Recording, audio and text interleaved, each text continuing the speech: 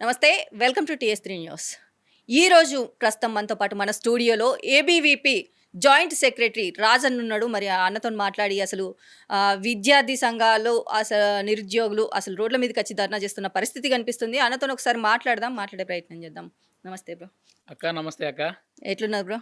అంతా బాగే అక్క. మీరు కుశలమేనా? మంచిగా ఉన్నా బ్రో. అక్క బీఆర్ఎస్ ప్రభుత్వంలో న్యాయం జరిగిందా మరి విద్యార్థులకు కావచ్చు, నిరుద్యోగులకు కావచ్చు? మరి ఇప్పుడు కాంగ్రెస్ ప్రభుత్వాన్ని ఎన్నుకున్నారు, మరి దీని గురించి ఏం చెప్తారు? ఆనాడు ఏదైతే విద్యార్థి నిరుద్యోగులకు అన్యాయం జరిగిందనే ఆ రాష్ట్రంలో ఏదైతే బీఆర్ఎస్ హయాంలో విద్యార్థులకు ఉద్యోగ అవకాశాలు కరువైనాయి, తర్వాత ఏదైతే ప్రభుత్వ బడులు మూసివేయడానికి గురైనాయి, ఏదైతే ఆ రాష్ట్రంలో ప్రౌలిక ఆత్మహత్య కేసు ఆ రాష్ట్ర ప్రభుత్వంలో జరిగింది, దాని తర్వాత అవన్నీ కూడా బీఆర్ఎస్ ఏం చేయలేదనే కాంగ్రెస్ పార్టీని ఎంచుకున్నాం. ప్రజలలో కొంచెం ఏంటిదంటే పార్టీని చేంజ్ చేసుకోవాలి, వేరే ప్రభుత్వాన్ని తెచ్చుకోవాలి, ప్రభుత్వాన్ని తెచ్చుకుంటే మాకు ప్రజలకు న్యాయం జరుగుతుందని ఆలోచించి ఓటేశారు. ఓటేసింది ఎందుకంటే ఈయన ఇచ్చిన హామీలు ఉన్నాయి. ఏమిచ్చిండు?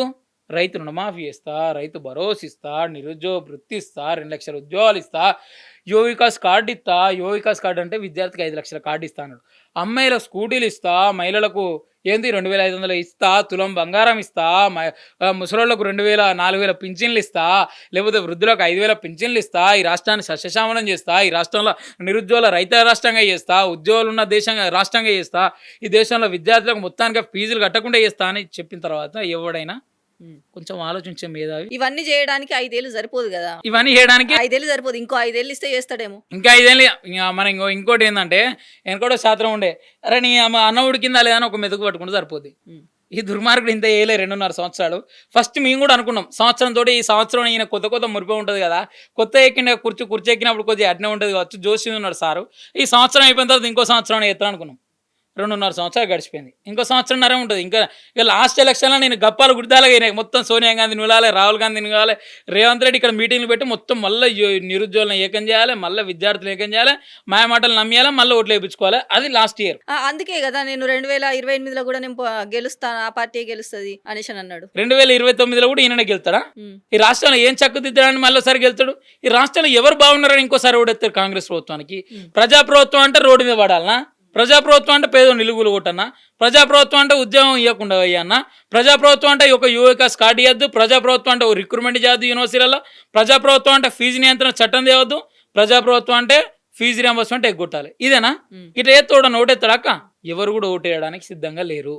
ఇది TS3 న్యూస్ నుండి. రేవంత్ రెడ్డి పాలనకు విసుగు చెందిరు ప్రజలంతా.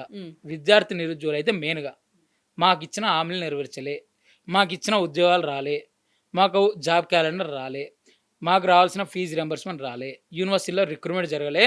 నువ్వు అంగు ఆర్భాటాలతోటి నీ ప్రభుత్వం ఏదో గొప్పలు చెప్పుకుంటున్నావు కదా, నీ ప్రభుత్వానికి కుప్పగూలే రోజుల దగ్గరికి వచ్చిన రేవంత్ రెడ్డి తస్మాత్ జాగ్రత్త అని అడుగుతున్నావు. మరి నెక్స్ట్ బీజేపీ పార్టీ వస్తే ఆదరిస్తారా? ఏ పార్టీ వచ్చినా కూడా ప్రజలలో చైతన్యం కావాలి. ఫస్ట్ కూడా చూస్తాం, బీజేపీ పార్టీ వచ్చినా కూడా రేపు పొద్దున ఏముంటుంది, బీజేపీ పార్టీ ఏదో చేస్తుందని వచ్చింది అనుకో, వాళ్ళు ఇచ్చిన హామీలు ఉంటాయి కావచ్చు, వాళ్ళు ఇచ్చిన గ్యారంటీలు ఉంటాయి కావచ్చు. ప్రజలల్లో రేపొద్దున ప్రజల కాలు నెరవేర్చకపోతే, స్టూడెంట్స్కి నెరవేర్చకపోతే, రేపొద్దున ఫీజు రియంబర్స్మెంట్ ఇవ్వకపోతే, స్కాలర్షిప్ ఇవ్వకపోతే, ఉద్యోగాలు ఇవ్వకపోతే బీజేపీ ప్రభుత్వాన్ని కూడా ప్రశ్నిస్తాం. బీజేపీ ప్రభుత్వాన్ని కూడా ప్రశ్నిస్తే జైల్లోకి పోతాం, కేసులు అయితే అని చేస్తాం. అరే మాకు ఎవరు పార్టీ తొత్తులు కాదు, మాది ఒక స్టూడెంట్ ఆర్గనైజేషన్, విద్యార్థి సంస్థ, విద్యార్థుల కొరకు ఉంటాం, విద్యార్థుల కోసం ప్రాణం కూడా ఇవ్వడానికి సిద్ధంగా ఉంటాం.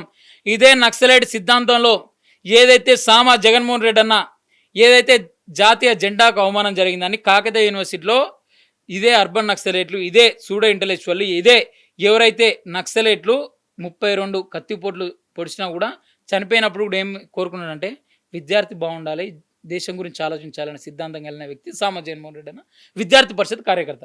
ఇదే ఉస్మానియా యూనివర్సిటీలో మేరెడ్డి చంద్రారెడ్డి అన్న విద్యార్థికి నాణ్యమైన చదువు దొరకాలి, పైసలు కట్టకుండా ప్రభుత్వ యూనివర్సిటీలో చదువు దొరకాలి, విద్యార్థికి ప్రొఫెసర్ రిక్రూట్మెంట్ కావాలని 1980 ప్రాంతంలో ఆయన విద్యార్థి సమస్యల మీద కొట్లాడితే ఇదే నక్సలైట్లు, ఇదే మావోయిస్టులు, ఇదే కమ్యూనిస్టు మేధావులు ఆయనను పొడిచి చంపారు.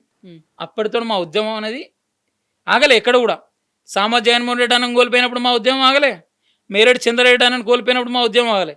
44 మంది విద్యార్థి పరిషత్ నాయకులు అక్క ఈ రాష్ట్రంలో.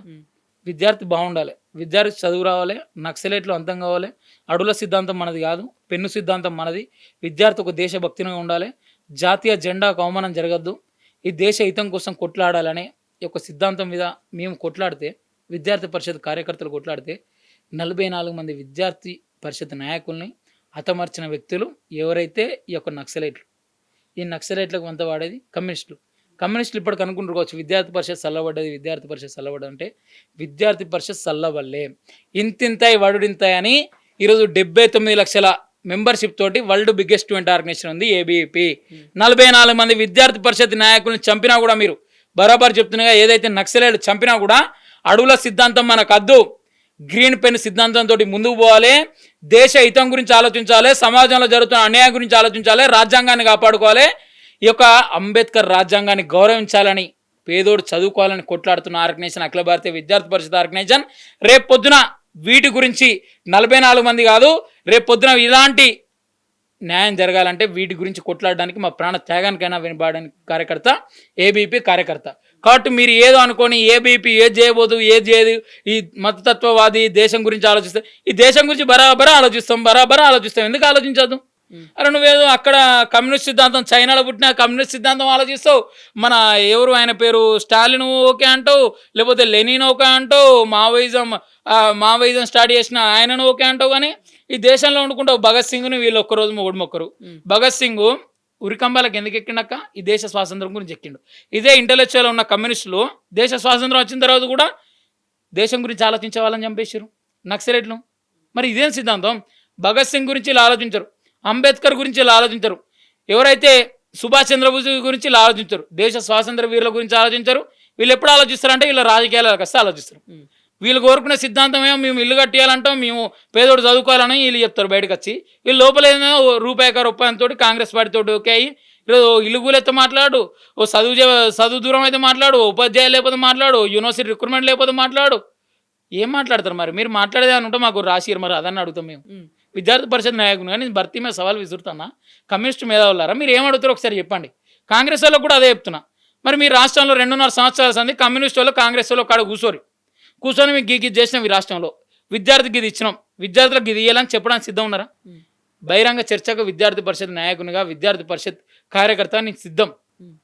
ఈ రాష్ట్రంలో 2.5 సంవత్సరాల సంది ఒక ఉద్యోగ నోటిఫికేషన్ లేదు, విద్యార్థులకు నాణ్యమైన వసతులు లేవు, గురుకులాల్లో పక్కా భవనాలు లేవు, ఫీజు నియంత్రణ చట్టం లేవు, ప్రభుత్వ బడులు మూత వేయబడుతున్నాయి, రేషనైజేషన్ పేరుతోటి 27,000 పాఠశాలను 4,000 పాఠశాలలు తేవాలనుకుంటారు, ఉపాధ్యాయ పోస్టులను భర్తీ చేయలే, మెగా డిఎస్ అన్నారు, మెగా డిఎస్ చేయలే, ఈ రాష్ట్రంలో ఉపాధ్యాయుల జీతాలు తగ్గియాలంటారు, ఈ రాష్ట్రంలో స్టేట్ ఎడ్యుకేషన్ పాలసీ తెచ్చి ఈ రాష్ట్రంలో విద్యను దూరం చేయాలి, అడవుల బాట పట్టాలని చెప్పే సిద్ధాంతం విద్యా కమిషన్ చైర్మన్ ఉన్న ఆకునూరు మురళికి చెల్లుద్ది. కాబట్టి వీటన్నిటికీ విద్యార్థి పరిషత్ కార్యకర్తగా ఈ రాష్ట్రంలో 2.5 సంవత్సరాల సంది మీరు ఏం చేయలే, ఇంకోసారి మీరు ఏం చేయడానికి కూడా సిద్ధంగా లేరు, మీకు కాలం చెల్లిపోయిందని చెప్పడానికి నాతోటి ప్రూఫ్స్ తోటి ఆధారాలతో కూడిన అన్ని అంశాలతో కూడిన ఆధారాలు నా దగ్గర ఉన్నాయి. సవాలుకు సిద్ధం అంటే నేను ఎక్కడికైనా రావడానికి సిద్ధం ఉన్నా. ఓకే బ్రో, విద్యార్థుల తరపు నుంచి నిరుద్యోగుల తరపు నుంచి పోరాడుతున్నారు, మీరు ఇట్లాగే పోరాడాలి, అలాగే విద్యార్థులకు నిరుద్యోగులకు న్యాయం జరగాలని నేను కోరుకుంటాను bro. Thank you bro. Thank you.